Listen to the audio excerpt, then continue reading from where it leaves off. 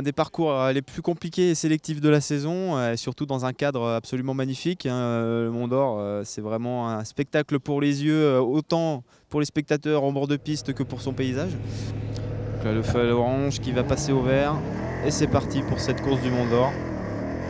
Avec cette grande ligne droite où on empile les rapports pour passer le 311 mètres où il y a un premier secteur chrono.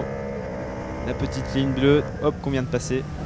Et on enchaîne sur les premiers virages de la course qui sont importants puisqu'on va ressentir dès le début notre voiture et voir si le setup est bon ou pas.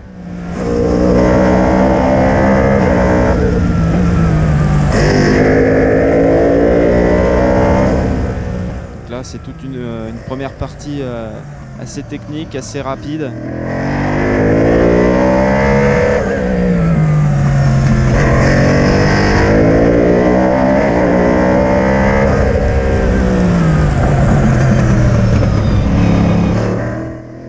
On a passé l'épingle du bac à sable, on va arriver dans tous les S à peu près à la mi-piste, à la mi-parcours, qui sont importants dans le sens où ils sont un petit peu tous l'un sur l'autre et il faut essayer de perdre le minimum de vitesse si on veut être bien.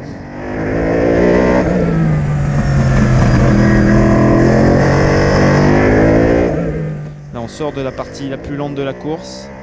Et on attaque la troisième et dernière partie du tracé, tout aussi technique et rapide que le reste, où il y a pas mal de virages qui ressemblent à ceux qui ont déjà été effectués, donc il faut être bien calé en termes de reconnaissance si on veut être à l'aise.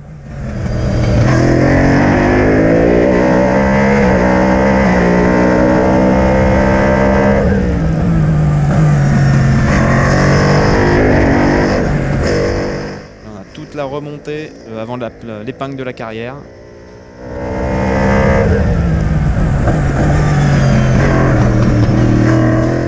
On arrive dans le grand gauche de la carrière.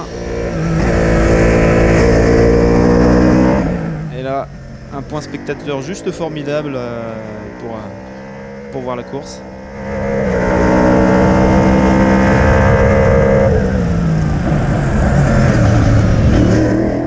Dans la dernière relance de la course, on est presque au sommet et on finit par un droit très rapide et très dur puisqu'il n'y a aucun repère de braquage et c'est l'arrivée.